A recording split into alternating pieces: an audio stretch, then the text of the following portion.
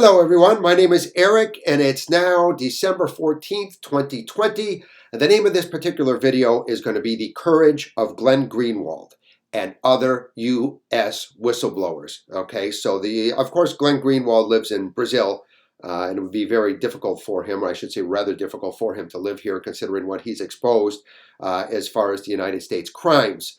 And so the title of my YouTube channel is Eric's Eye-Opener. And of course, we understand the objective here is to enhance our perception of the immediate environment, the global environment, and to understand how historically we've ended up in this very precarious position we're in now. So look, everybody talks about knowing history, studying history. Very difficult for even historians to understand history at all. And those that do are under great institutional pressures to carry out the narrative that they've been taught to carry out. Okay, so this is something that was very well explained by a gentleman named James W. Lowen. He is a sociology professor and a historian, and of course he's an author as well. He wrote a great book called Lies My Teacher Told Me. And James was very, very clever and very, very aware of what was going on with regard to textbooks and how our entire educational system, our academic system, is controlled, right? The narratives are controlled. Everything that we understand is something that was drawn up for us to believe. As I spoke about in earlier videos with regard to Walter Lippmann and how people like this understood that a bewildered herd like the U.S. citizenry would need to have belief systems established for them. The same is true with history. So the most important thing is that you can take the components, the events, and try to tie them together and build a context. It's very difficult to hold that capacity. It takes a long time to actually understand what's going on. To give you an example is, there was an interview once with Satish Kumar, who's an Indian philosopher, and of course, it was Richard Dawkins, who was the evolutionary biologist out of Oxford. Dawkins was somewhat critical of Satish Kumar. Satish Kumar talked about rocks having spirit, and he talked about the tree. The tree doesn't have an opportunity to live without the other components that create its environment, right? Whether it be the sun, the air, the water. These things are all crucial components to the existence of the tree. All right. So these are the same components that you need to actually establish a real understanding of history. There's another gentleman named Fritjof Capra, who is a physicist, who talks about interaction, how life is all about relationships, and everything on Earth is about its relationship to something else. And so it's very difficult. So look, the people who have established history and drawn up these belief systems for us, they understand everything that goes into this. All right, so let's start out with some of the important aspects of Glenn Greenwald. Now, we're going to get into, as I said, other whistleblowers as well. And so, look, Glenn Greenwald most recently stepped down from The Intercept. It's a publication that he helped found with a group of very dedicated journalists, one of them being Jeremy Scahill, who I have a great deal of respect for. He did a great job of exposing Samantha Power in an interview on Democracy Now! Regarding what happened back in Yugoslavia, right, under Bill Clinton. And Jeremy has a great understanding of history and geopolitics. So he's very qualified to present these things. And I think, he understands. Someone told me recently that there was some criticism from Jeremy Scahill. I haven't been able to find anything like that with regard to how Glenn has changed. Well, this is typical for the establishment. Centralized power has a tendency to try and smear people who are exposing them. Same thing was true, of course, in 1963 after the JFK assassination, right? And that was Jim Garrison, the New Orleans district attorney, who was convinced that the CIA had actually assassinated JFK. And we know, again, I'm going to mention Operation Northwoods, which was the blueprint for 9/11, was presented to JFK a short time before that. This was established and constructed by the Joint Chiefs of Staff and the Department of Defense, and their objective was to hijack commercial jetliners here in the United States, crash them, killing all on board, and to set off bombs at very heavy populated events Okay, that was to be used as a pretext to go to war. It was to blame it on Cuba and go to war with Cuba. Now, we've been attacking Cuba forever. We can go back to, when we talk about pretext, we can go back to the USS Maine and the Spanish-American War in 1898, when the U.S. accused Spain of attacking the USS Maine and sinking it. Now we know that wasn't the truth, right? Same thing with the Bay of Tonkin. So, all right, so I guess this is part of these relationships, unless we understand things like the Pentagon Papers or the Afghanistan Papers, and people like Ted Gunderson, who was head of the FBI in Los Angeles, and really, was a tremendous whistleblower that most people never heard of. Okay, but again, this Operation Northwoods, it's available online with, of course, the official government documents that were released after 30 years. Okay, so. Glenn quit. Why did he quit? Why did he step down? He stepped down because he was releasing information on Joe Biden and Kamala Harris that apparently didn't fit with the narrative of the paper. Now, understand, this was a great job, as Glenn said.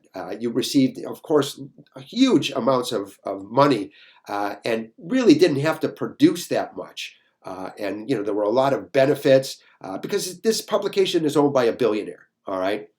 And so, look, I think everyone understands that all people compromise their values at one point. Somebody once brought up to me that Bill Moyer couldn't have been one of those guys. And who was the other guy? I can't even remember who that was. But Bill Moyer was in an interview with Lawrence O'Donnell and talked about how his father said, look, I know that they're going to try to force you to lie at sometimes, but try the hardest you can to tell the truth. And he was very candid about this and how they do have to read from a script. They do have to establish narratives that are many times untrue, right? The veracity of news reports can always be questioned, and it really is questioned so often and broken down into what turns out to be false statements, right? And look, that's not how the news actually works, by telling you 80 to 90% of the truth. It's a con game, right? The idea is to change the narrative with whatever's left over. And you can even do that. This is true with history and what's going on with this assembly line of propaganda. It's called redactions and omissions. Now, this is something I created myself, but everybody understands it. I mean, it's a general thing. I mean, I'm sure it's been said before. All this to me is about redactions and omissions, because if you tell the truth about everything, you can still entirely change the context by how you state everything, right? You can state things that are fact. For instance, this woman, Candace Owens, who's a right-wing pundit now, and she's African American. She's speaking out against black men who leave the families, and she says that black people are attacked and victims of violence by a higher rate than white people. And so you would say to yourself, is that true or isn't it true? It doesn't sound like it's true. Well, it is true. But the population is really revealing a lot more to us, right? The population is 76.3% white and 13% black. So obviously the percentage of black people that are, that have violence perpetrated on them by law enforcement is much higher. So Glenn exposes things like this too, right? So Glenn did step down. Again, he had plenty of things to say about Biden. And, this is, again, that has nothing to do with picking favorites. I call it, my dad is tougher than your dad. There's no such thing as a good president. They all work for the same people. Each subsequent president is the worst president in history because there is more corruption to facilitate by these people. They're basically actors and salespeople. They sell us policies, right? And they act out all this, what Juvenal in the first century AD, toward the end of the first century AD in Rome, named and coined the phrase bread and circuses. It's basically theatrics in our political form, okay? So let's talk about some other things that Glenn has done. And so I think, Citizen 4 was a really great movie. Citizen 4 was a documentary that was done. It won an Academy Award. Hardly anybody went to see it. I went with one of my family members, and the theater was basically empty. This was a short time after they won the award. And as we said to each other, obviously we're on a very special list now, right? Citizen 4 was Laura Poitras, who was the filmmaker, William Binney, who was the encryptions. He was high-level encryptions for the NSA. And Glenn Greenwald and Snowden. They met together in Hong Kong. Of course, we know the story there. Glenn didn't know what Snowden looked like, and he would have a Rubik's Cube. That was the kind of the tip-off to when it would be him. And so, all right. So, I mean, that was a great film, and that really was very, very powerful. We know what happened with Snowden. Many people actually don't, with regard to being, basically stuck in Russia. In an airport. I mean, he didn't intend to be in Russia. But let's talk a little bit about some things that are really stellar from Glenn. Mass surveillance is very, very important. We know there's a huge building in Utah right now. It's a huge location. It basically is storing all of our information. We know that they collect everything on us. Glenn made this very clear in the Munk debates. Now, as far as the Munk debates go, and that is spelled M-U-N-K, okay? I actually am going to incorporate a link to that in the description of this video, so everybody should be able to access that.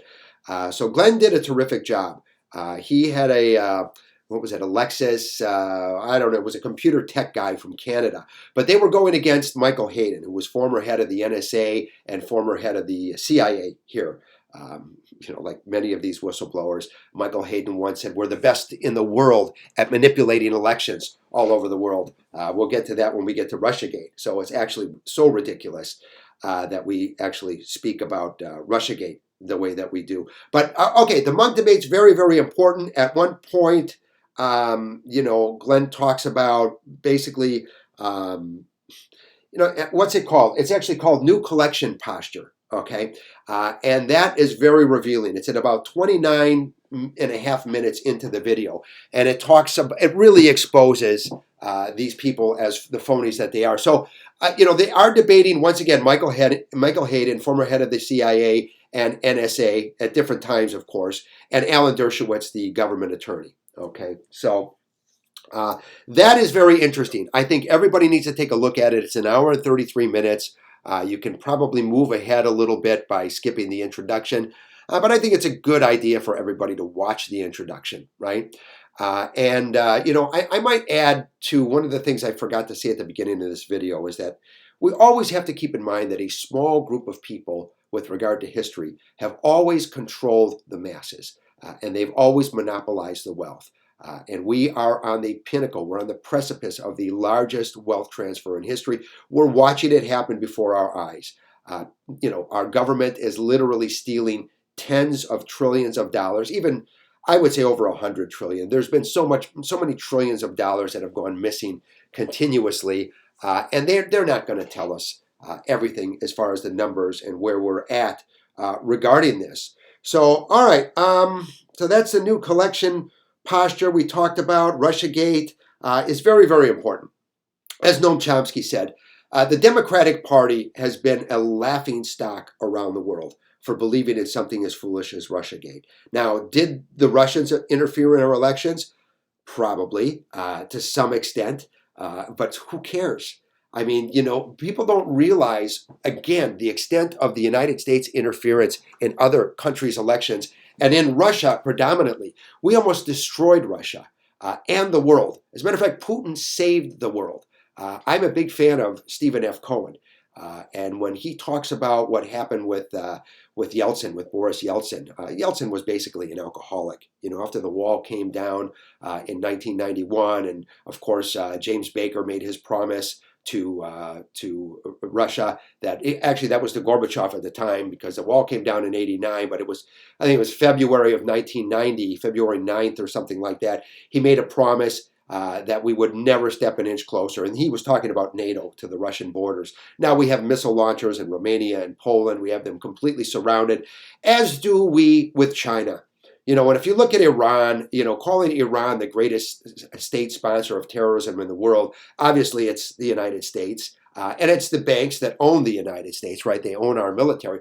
Think about it. We have 4 bases in Azerbaijan, which is just north of Iran, right? To the west, all this was according to plan. Iraq, right? We have bases in Iraq, and to the east we have Turkmenistan, Afghanistan, and Pakistan. They are all loaded with U.S. bases, and to the south, of course, we have the Strait of Hormuz connecting the Gulf of Oman and the Persian Gulf.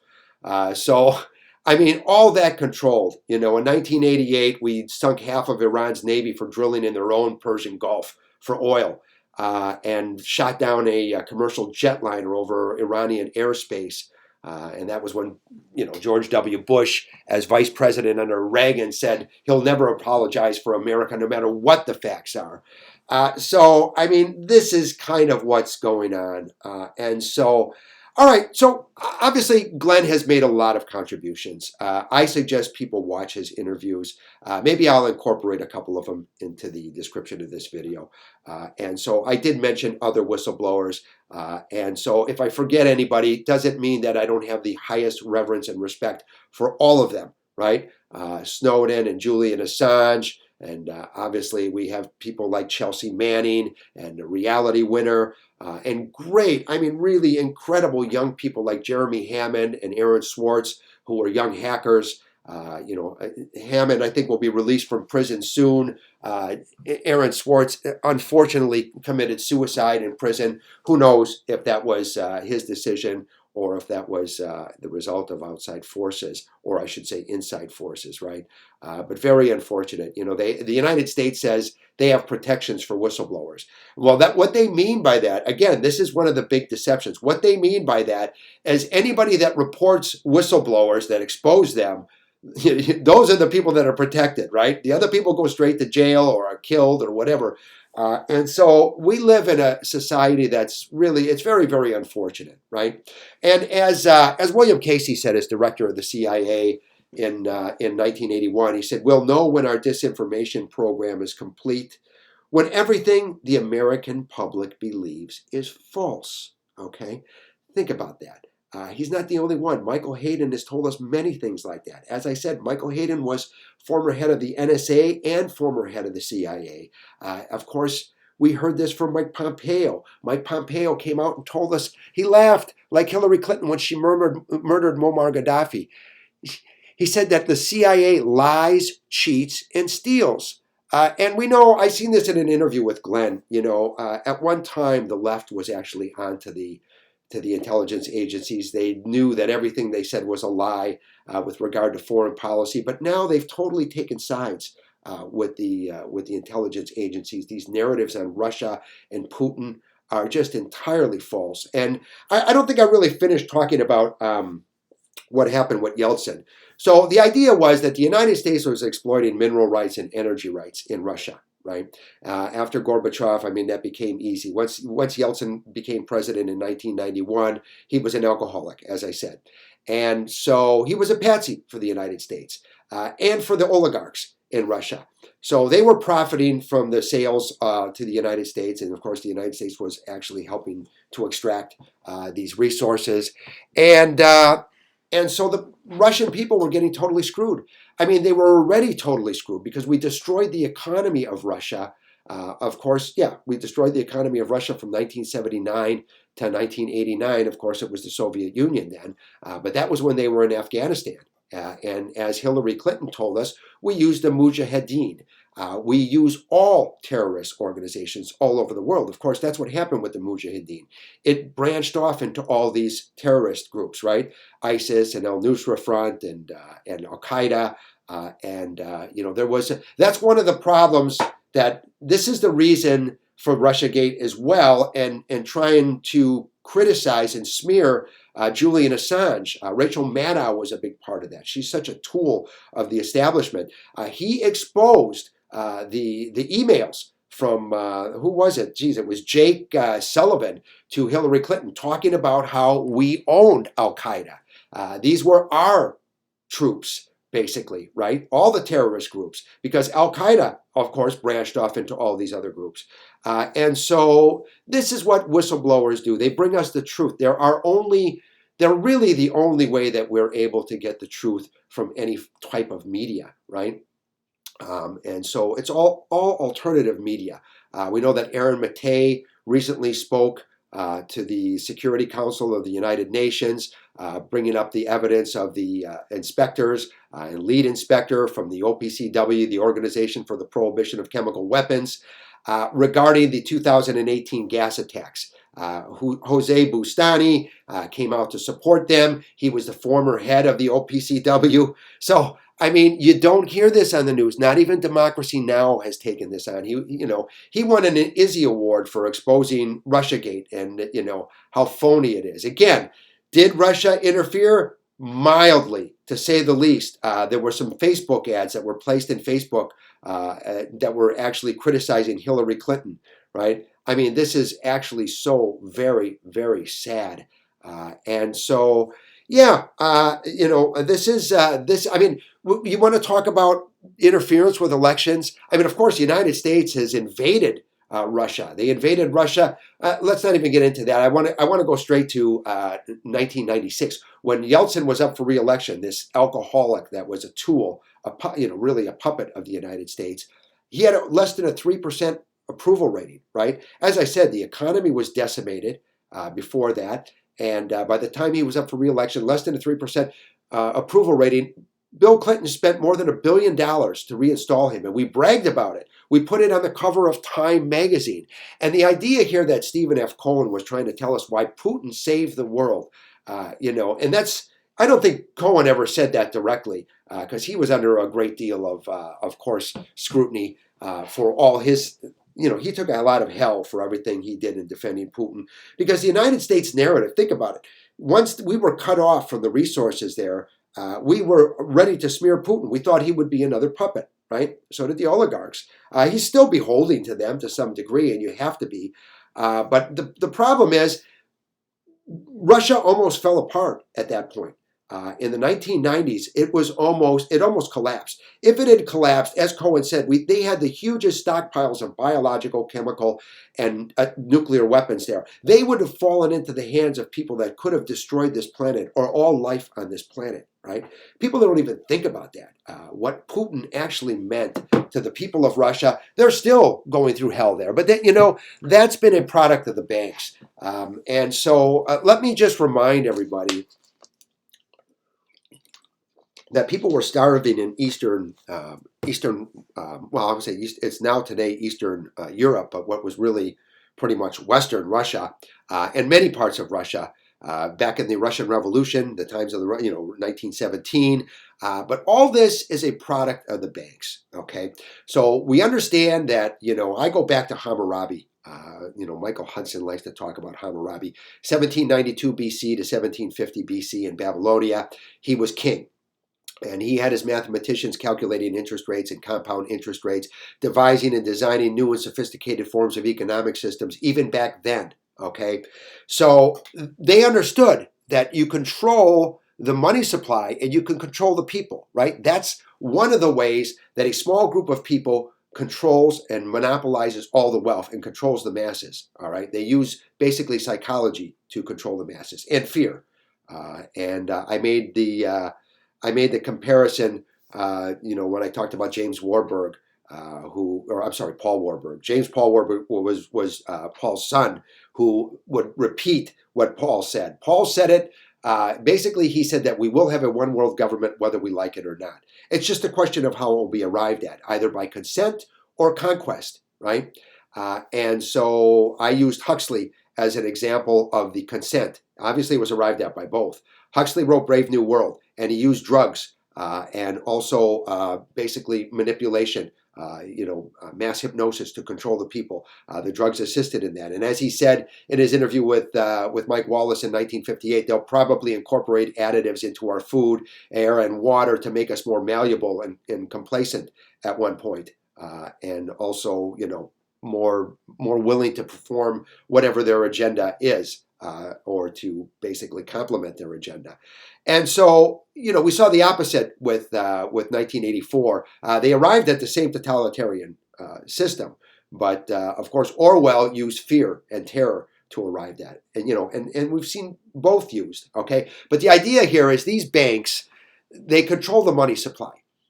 So you control the money supply. Now, of course, They did it regionally up until 1913, right? When they assembled Paul Warburg actually assembled the Federal Reserve. They met on Jekyll Island. A month later, he signed the Federal Reserve Act. That was on December 23rd of 1913 with Woodrow Wilson, who I might add, what a joke. 4 presidents have received the Nobel Peace Prize.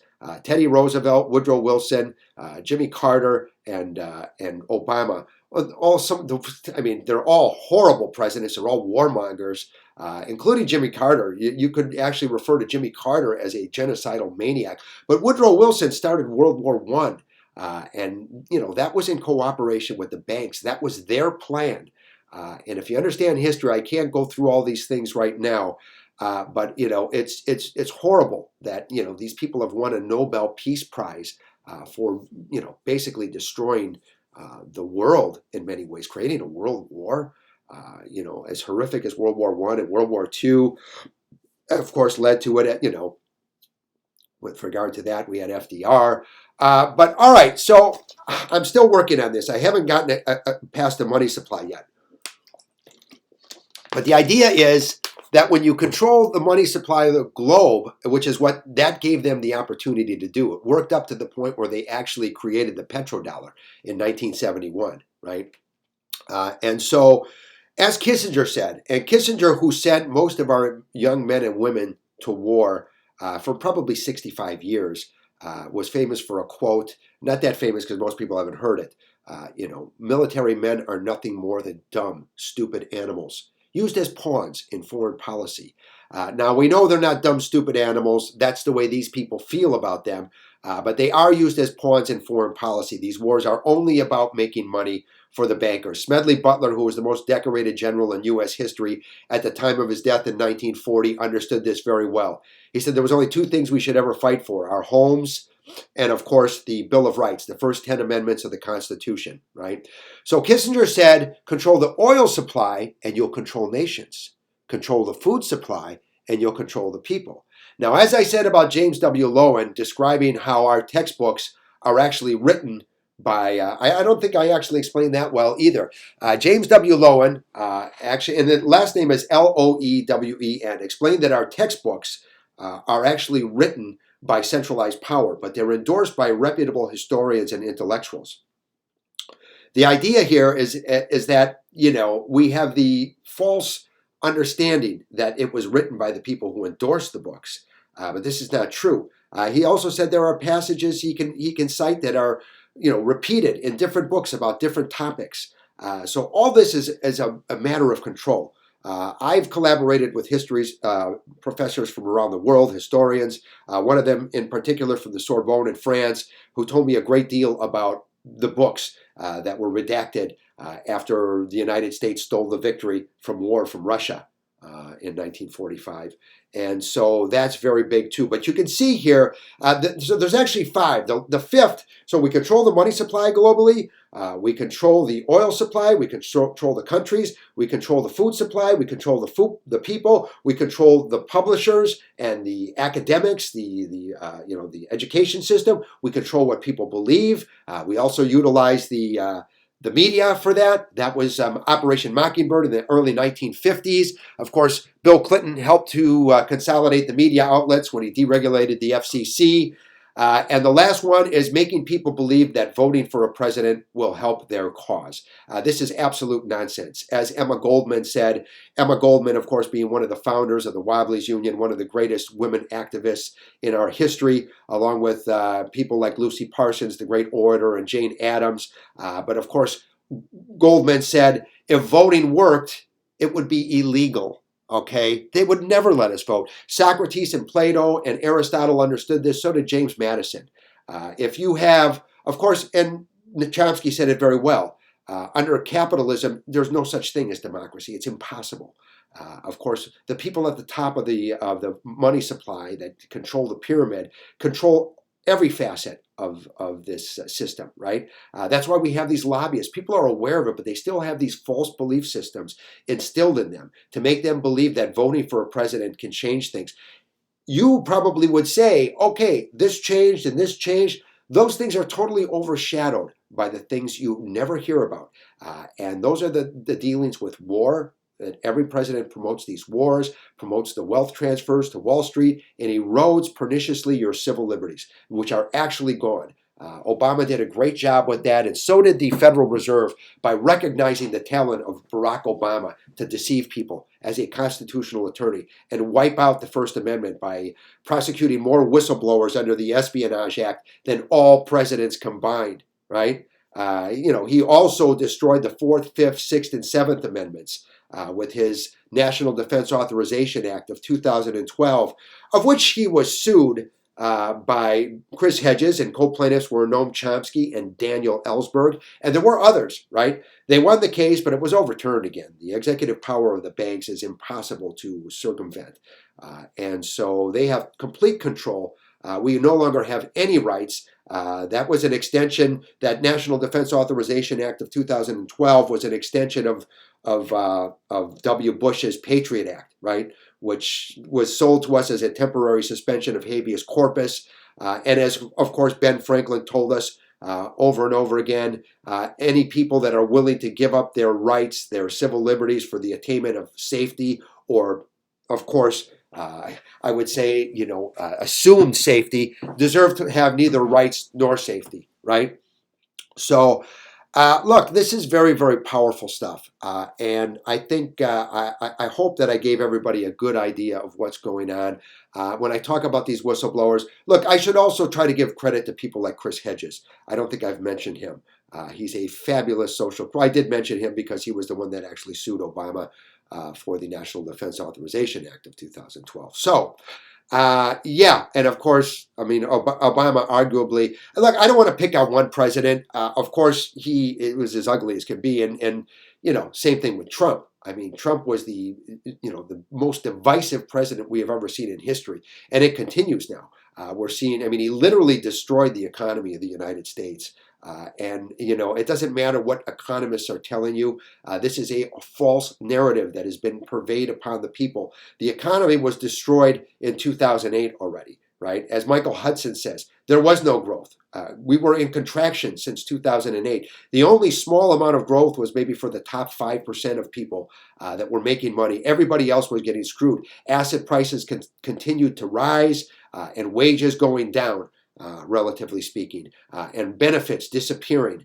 So, the people of this country need to snap out of it because we are under this sort of boiling frogs concept, which is very, very serious. The idea is that you put a bunch of frogs in a pot of water and turn the heat on underneath them, the flame, and they don't know that it's getting hot until it's so hot, they're boiling, they have to jump out. And that's what happens with people. Everybody's complacent until it directly affects them, right? We have all these now, all these evictions and foreclosures coming up. It's going to be a disaster. Our entire society is going to collapse. And people are unaware of really what's going on. And again, we see this wealth transfer, all these tens of trillions of dollars that are being printed up by the Federal Reserve, who continues to buy assets. We're talking about, since March, $1.3 billion in asset purchases around the world every hour that passes. Every hour, okay? So, all right, look, I don't want to go on too much longer here. It's turning into a long video. My name is Eric, and of course, again, it's December 14th of 2020, and this, again, is a tribute to Glenn Greenwald and other whistleblowers, and of course, just other people that have social critics as well. But anybody that I might have forgotten to mention as a whistleblower, believe me, Ray McGovern, who's also been very, very active. He's from the CIA. So look, everyone, I hope everybody found this beneficial, this video, and I hope to be with you soon again, okay? And once again, December 14th, 2020, Eric's Eye Opener is the name of my YouTube channel. All right, bye-bye now.